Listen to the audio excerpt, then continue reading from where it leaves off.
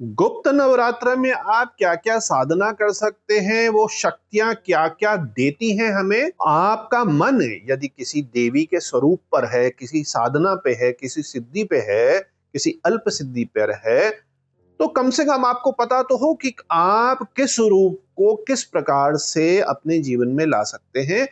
और ये तो जो है आपके पुराने जन्मों के संस्कार होते हैं। कई संस्कार आधे अधूरे छूट जाते हैं, कई साधनाएं जो हैं वो आधे में छूट जाती हैं। इस जन्म में आपको उनको पूर्ण करना है। इसीलिए कईयों के मन से आता है कि मैं तो काली साधना करूंगा, कईयों को लगता है मैं तो श्री साधना करूंगा, कईयों का मन तारा पे आता है, कईयों का बगलामुखी पे आता है। तो यही जो है रीजन होते हैं। और गुरु भी जो है, अच्छे जो गुरु हैं, वो देखकर जान जाते हैं कि इनका जो पुराने संस्कार थे कहाँ रुके हैं। तो चलिए सबसे पहले देवी माँ का जो एक स्तुति है वो करते हैं। या देवी सर्वभूतेषु शक्ति रूपेण संस्थिता, नमस्तस्यै नमस्तस्यै नमस्तस्यै नमो नमः। सर्वमंगल मांगल्ये शिवे सर्वार्थ साधिके, शरण्ये त्र्यंबके गौरी नारायणी नमोस्तुते। तो मेरे प्यारे शिव भक्तों, अब हम समझते हैं, थोड़ा सा समझाते हैं एक टेबल के द्वारा कि कब प्रकट नवरात्रे हैं और कब गुप्त नवरात्रे हैं, किस प्रकार से होते हैं। बहुत जल्दी से समझते हैं और उसके बाद हम 10 महाविद्याओं के बारे में आपको समझाने की कोशिश करते हैं। तो सबसे पहले आती है चैत्र नवरात्रि। बसंत के टाइम पर करीब मार्च अप्रैल का ये महीना होता है, वेस्टर्न स्टाइल से अगर हम डेट्स की बात करें, और हिंदू पंचांग के हिसाब से चैत्र में ये प्रकट नवरात्रि होती है। मतलब सभी के लिए होती है, पब्लिकली उसको जो है बहुत बड़े रूप में मनाया जाता है। इसको क्रिएशन का, रिन्यूअल का, नई ऊर्जा का, नया संकल्प का, जो नए आरंभ का माना जाता है। और इस समय राम नवमी होती है, मतलब कि भगवान श्री राम जी का इस महीने में जन्म हुआ था। और इसके बाद आषाढ़ में, मतलब कि जून जुलाई, जो अभी मॉनसून का इस समय आ जाती है गुप्त नवरात्रि। मतलब पहली हुई प्रकट चैत्र में और फिर आषाढ़ में आ गई हमारी गुप्त। तो यहाँ पर जून जुलाई में जो अभी महीना चल रहा है, इस पे आप साधना करते हैं। किस प्रकार की साधना करते हैं? चंडी साधना करते हैं और 10 महाविद्याओं की देवी की साधनाएं इसमें गुरु मार्गदर्शन में तंत्र और मंत्र के हिसाब से होती हैं। और इसके बाद विंटर में सितंबर अक्टूबर के महीने में जो आती है शारदीय नवरात्रा, और ये सबसे ज्यादा प्रसिद्ध है क्योंकि इसमें भगवान श्री राम की रावण पर विजय, और इसके साथ ही दुर्गा पूजन और महिषासुर मर्दनी मां बनती है, जिसमें देवी मां ने महिषासुर का वध करा। और फिर हमारी एक पूर्ण साल की आखिरी नवरात्रि आती है जो कि गुप्त नवरात्रि होती है, माघ की। तो माघ मतलब कि जनवरी फरवरी के महीने में ये गुप्त नवरात्रि आती है, जिसमें फिर से गुप्त जो साधना है गुरु मार्गदर्शन में करी जाती है। अब देखिए पैटर्न आप समझ गए। सबसे पहले प्रकट हुई, प्रकट के बाद गुप्त हुई, फिर से प्रकट हुई और फिर से गुप्त हुई। और इसमें भी डीप मीनिंग समझिए। यहां पर देखिए साल में 2 बारी आप सात्विक तरीके से डिटॉक्सिफिकेशन भी कर लेते हैं। क्योंकि जब आप काली साधना कर रहे हैं, तारा साधना कर रहे हैं, कमला साधना कर रहे हैं, नवरात्रों की साधना कर रहे हैं, तो अमूमन जो है अल्प आहार आप लेते हैं, सात्विक आहार आप लेते हैं, खाना कम कर देते हैं, व्रतों को रेगुलर करते हैं। और उसमें भी साधक यदि कोई ऐसा उल्टा काम ना करे कि दिन भर तो भूखे रहे और रात होते ही, शाम होते ही टूट पड़े खाने पर, कि वैसे तो लेते थे 1600-1800 कैलोरी और ले ली फिर 3000, क्योंकि तली हुई पूड़ियां भी खा ली, तो मिठाई भी खा ली और ये भी खा लिया और आलू भी खूब सारे खा लिए, तो फिर तो वो धरा का धरा रह गया। तो जब संयम बरतना है तो फिर इस तरीके का संयम बरतें कि वो पूरे 9 दिन 10 दिन और अपना बढ़िया करके आगे भी चले। तो 9 दिन का डिटॉक्सिफिकेशन जो है नवरात्रियों का और गुप्त नवरात्रियों का, वो देखिए कितना आनंदित है।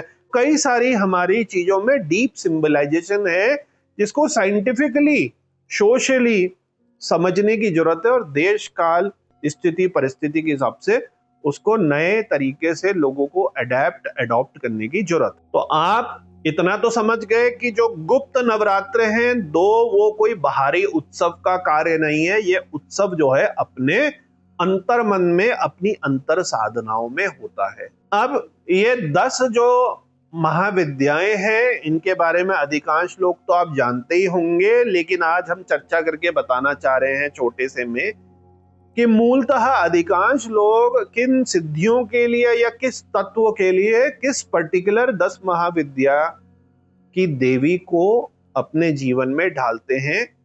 कहा यह भी जाता है कि 10 महाविद्याओं में से किसी भी एक महाविद्या की साधना सिद्धि कर ली तो बाकी जो है खुद ब खुद सिद्ध हो जाती हैं। अलग अलग अपनी जो हमारे कर्म हैं, जिस चीज से हमारा अंदरूनी मैत्री और जुड़ाव है, जिस इष्ट की देवी की कृपा है, गुरु का मार्गदर्शन है, उसके हिसाब से अलग अलग जो पाथ हैं, अलग अलग जो मार्ग हैं वो चलते हैं। अब इसमें क्या है कि गुरु भी सही आपको वही मिलेगा जिस पाथ में चलने के लिए आप हैं। यदि आप काली पथ पे चलना चाहते हैं तो गुरु भी ऑटोमेटिकली आपको काली मार्ग का ही मिलेगा, वरना साधना आपकी बीच में ही छूट जाएगी, क्योंकि गुरु किसी और चीज के थे, आप किसी और चीज के हैं। मतलब कि समझ लीजिए आप कॉमर्स में करना चाह रहे हैं तो यूजुअली आपके जो गुरु हैं वो कॉमर्स के, इकोनॉमिक्स के, अकाउंट्स के हों तो ज्यादा अच्छा आपका मार्गदर्शन होगा, वो उस पथ पर चल चुके हैं, उसको सिद्ध कर चुके हैं। साइंस का होगा तो वह साइंस में चलेगा, आर्ट्स का होगा तो आर्ट्स में चलेगा ना। इस प्रकार से एक बहुत मोटे रूप में मॉडर्न भाषा में आपको समझाने की कोशिश कर रहा हूं ताकि आप ये चीजों को समझ सकें। कई बार लोग इस प्रकार की भूलें कर जाते हैं, जैसे कि भगवान शिव में भी अब अगर किसी को अघोर पंथ में ही जाना है तो उनको गुरु ढूंढना पड़ेगा जो अघोर पंथ का ही हो। किसी को यदि नाथ पंथ में जाना है तो नाथ योगी गुरु ही उनको देखना पड़ेगा। किसी को यदि यति सन्यासी इत्यादि बनना है तो फिर वो उन्हीं से ही दीक्षा लेगा, और जो गृहस्थ है वो गृहस्थ गुरु से ही जो है दीक्षा लेगा। इस तरीके से हमारे तंत्र ग्रंथों में अच्छे तरीके से ये सारी चीजें मेंशन है परंपरा के हिसाब से। तो अब हम 10 महाविद्याओं में चर्चा करते हैं। तो सबसे पहले हम चर्चा करते हैं माँ काली पर। काली के भी कई स्वरूप हैं, तो आप काली कह दीजिए, जैसे हम जिनकी साधना हमने करी है, करते चले आ रहे हैं।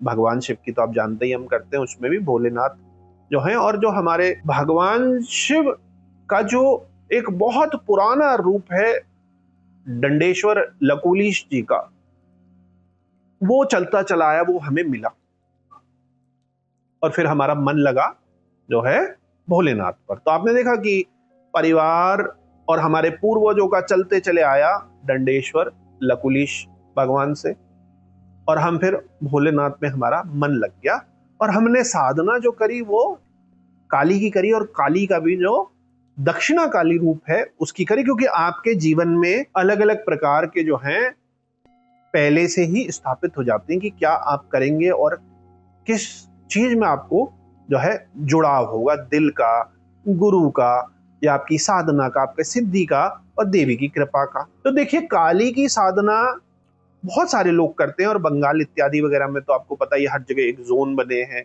अलग अलग उसमें अपने अपने मत हैं। तो काली को हम तो सात्विक तरीके से पूजन करते हैं। साधना हमने जरूर जो है शमशान में करी थी अपने टाइम पर, क्योंकि हमारा आज के दिन भी मानना यह है काली को, लेकिन यदि साधना हो तो शमशान में ही आप उसको साधिए। माँ को घर में बैठ के, कहीं और बैठ के वो देर होती है और नहीं हो पाता, क्योंकि जब काली स्वरूप या काल भैरव स्वरूप आपने साधना है तो फिर तो आपको डर लगना ही नहीं चाहिए। और ये भी एक बड़ा देश काल परिस्थिति के हिसाब से चेंज हो गया है कि आजकल शमशानों में इतनी भीड़ होती है, रात में भी होती है और दिन में तो इतनी ज्यादा होती है कि आप एकांत साधना या आपको डर पर विजय की जो साधना है, और आप जब जप कर रहे हैं और मल्टीपल दिन की साधना आपकी चल रही है, जिसमें आप जो है 100 125 माला जप कर रहे हैं, 10,000 से 12,500 जब तक कर रहे हैं, बहुत इंटेंस साधना होती है। तो कई प्रकार के जो हैं डर इत्यादि आते हैं। और उन्हीं पर विजय प्राप्त करना और गुरु मार्गदर्शन होना ही तो मेन चीज है। शमशान साधना में भी क्या है, आप काली की साधना कर रहे हैं, आप अघोर साधना नहीं कर रहे हैं। कई शमशानों में अघोरों को आने नहीं दिया जाता, क्योंकि कोई नहीं चाहता कि उनके रिलेटिव या जो शमशान को देखने वाले, वहां के देखरेख करने वाले हैं, बॉडी का कोई पार्ट जाए। ये बड़ा एक संवेदनशील मुद्दा है। तो अधिकांश शमशानों में अच्छा खासा जो है देखरेख होती है, ताकि कोई बाहरी जो है कुछ इस प्रकार का जो शव है उसको ना ले जा ले, शव के किसी अंग को ना ले जा ले। प्राचीन समय पे ऐसे कहा जाता था कि जो साधक हैं, सिद्ध हैं, कपालिक हैं, अघोर हैं, वो इंतजार करते थे गुरु मार्गदर्शन में, और कोई नदी में बहकर या कई जंगल में कोई लावारिश लाश आ गई, उसका कोई रिश्तेदार वारिस नहीं है, उसको सिद्धि द्वारा कुछ क्षणों के लिए दोबारा जीवित करा जाता था और उससे सहमति ली जाती थी। उससे कुछ इस प्रकार के लक्षण मांगे जाते थे उस शव से कि मैंने अनुमति दे दी, मेरे कपाल को आप प्रयोग में ले लें या मेरे शरीर को आप प्रयोग में ले लें। आप समझ रहे कितनी डीप एंशिएंट इस तरीके की जो है एक क्रियाएं थी। तो आज के दिन तो ये सब लुप्त हो गया है। काली को आप सिद्ध जो है कोशिश करके शमशान पर ही करें, और निर्जन शमशान पर करें, गुरु मार्गदर्शन पर। और किसी कारण नहीं हो पा रहा तो आपको पता है कि काली के मंदिर में या भगवान शिव के मंदिर पर या उसके आसपास आप काली को, महाविद्या को सिद्ध करने की कोशिश कर सकते हैं। काली सिद्धि के जो मुख्य फल है वो है काल का आपको डर न लगे, मृत्यु का भय न लगे, अहंकार कम हो जाए, जो नकारात्मक शक्तियां हैं उन पर आप विजय प्राप्त करें, लोग आपका जो बुरा चाहते हैं वो खुद ब खुद खत्म हो जाएं, नष्ट हो जाएं। सबसे ज्यादा जो इंपॉर्टेंट बात है, क्योंकि रूप तो उनका माँ का है, तो तीव्र जो है जागरण की, मोक्ष की जो है आपके मन के अंदर लालसा रहे। और यहाँ पर माँ काली की पूजा भी कई रूपों में होती है। हमने जो है उनको माँ के रूप में सिद्ध करा था। माँ के रूप में सिद्ध करने पर आसानी रहती है और आप उनके बच्चे बन गए। बाकी रूपों में वो उनका उग्र रूप है।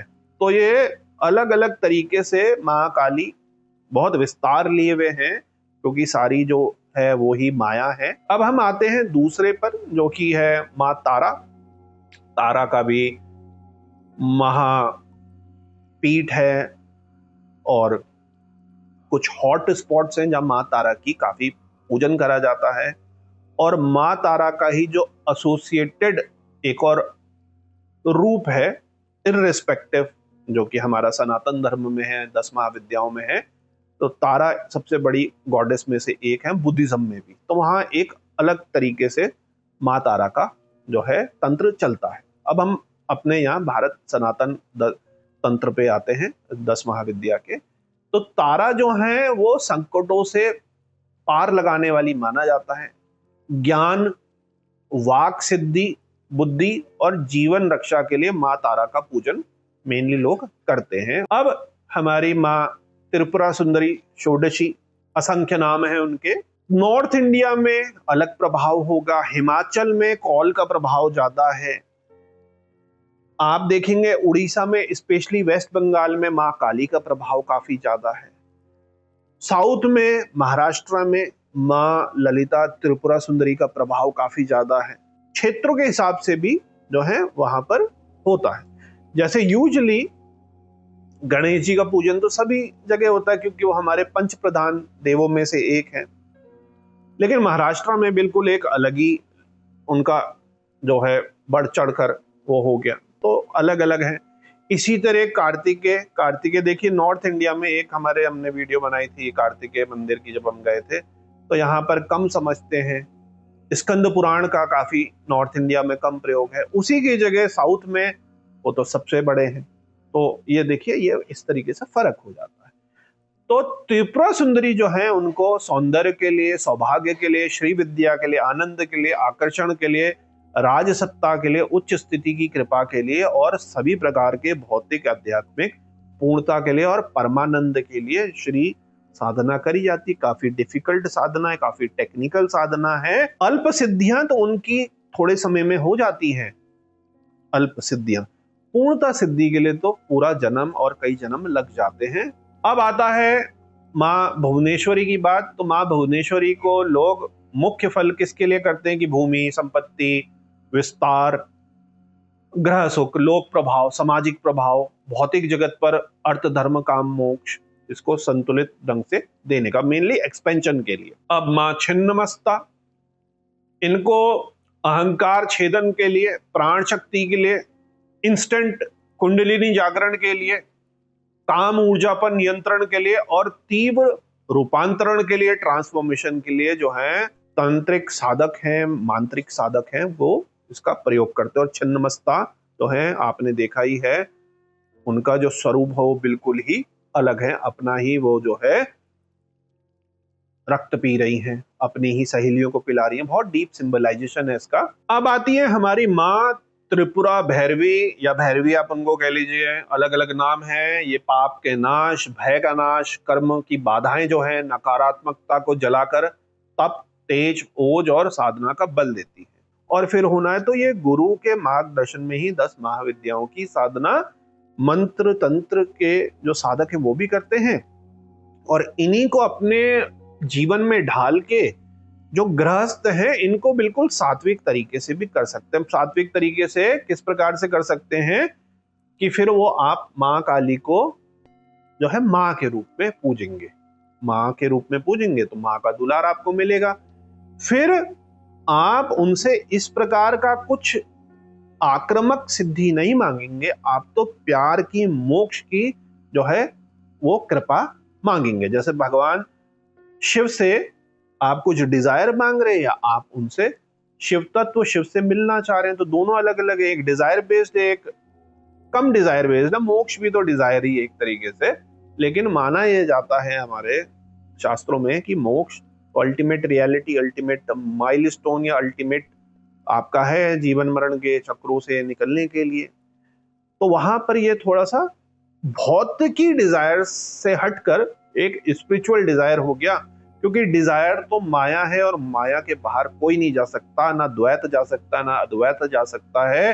अब बात करते हैं माँ धूमावती की। तो ये दरिद्रता, रोग, अवसादवाद और विपत्ति से हमें रक्षा कर वैराग और शून्य का बोध देती है। इसीलिए आपने देखा होगा माँ धूमावती किस प्रकार की है, एक अलग ही उनका स्वरूप है। बिल्कुल वो त्रिपुरा सुंदरी की तरह नहीं दिखती, षोडशी की तरह नहीं दिखती, कमला की तरह नहीं दिखती। वो लगता अरे ये तो बड़े ही विडो टाइप की, विधवा टाइप की, उखड़े हुए उनके वस्त्र, बाल भी ऐसी हैं। तो इसी तरीके की सिंबलाइजेशन है कि वो हमारे को इन चीजों से निकाल कर वैराग्य और शून्यता की तरफ ले जाती है। अब बात करते हैं एक और बड़ा इनका नाम है माँ बगलामुखी। हमारे बचपन में हमें भी माँ बगलामुखी और माँ बगलामुखी से पहले जो है अल्प सिद्धि वाली कर्ण पिशाचनी जो है सिद्ध करने का बड़ा मन आया। वो तो हम सही, हमें मार्गदर्शन मिल गया और हमारी तो पूरी तैयारी हो चुकी थी, कल से हमने कर्ण पिशाचनी सिद्ध करनी है और फिर हम तो कर्ण पिशाचनी में ही रहते, फिर हम सात्विक पे तो आ नहीं पाते। पर हमारा जीवन जो था भोलेनाथ की और भैरवी की कृपा से सात्विक रहना था। तो सारा सामान, सारी तैयारी, सब कुछ हो चुका था कर्ण पिशाचनी सिद्ध करने के लिए। वो हमने फिर वो वैसा ही क्या कहते हैं जो हमने उसको जो है जमीन में उसको विसर्जित करा। तो बगलामुखी जो है बहुत ही पावरफुल मानी जाती हैं, जिनको जैसे विवाद है, रेगुलर मुकदमे हैं, विरोधी है, शत्रु है, माना जाता है कि माँ बगलामुखी जिसने सिद्ध कर ली तो उनके जो विरोधी हैं उनका जो है वाणी स्तंभन हो जाता है। मतलब वो कुछ बोल ही नहीं सकते, शरीर स्तंभन हो जाता है, कुछ आपके लिए कर नहीं सकते। तो बगलामुखी माँ की इस प्रकार से जो है सिद्धि मानी जाती है। अब बात करते हैं महाविद्या मातंगी की। ये देवी कौन है, महाविद्या कौन है?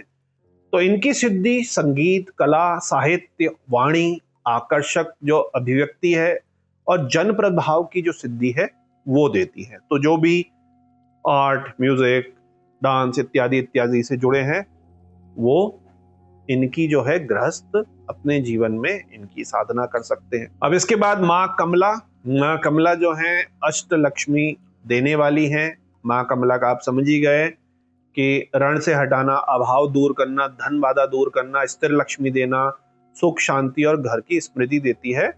तो इस प्रकार से जो माँ कमला है वो 10 महाविद्याओं की आखिरी जो थी महाविद्या थी। 10 की 10 जो महाविद्याएं हैं वो थोड़े थोड़े में मैंने आपको समझा दी। अब आपको समझ आ गया होगा कि यदि आप अपने जीवन में मन बना रहे हैं किसी की साधना करने का और फिर उसके लिए गुरु ढूंढेंगे तो किस प्रकार से आपको जाना है। और इनके अंदर भी अपनी बहुत सारी जो है अप्रोचेस है, मतलब कि पाथ हैं अलग अलग। वो पाथ इस प्रकार के होंगे कि 12वीं आपने पास करनी है ताकि कॉलेज में एडमिशन आपको मिले।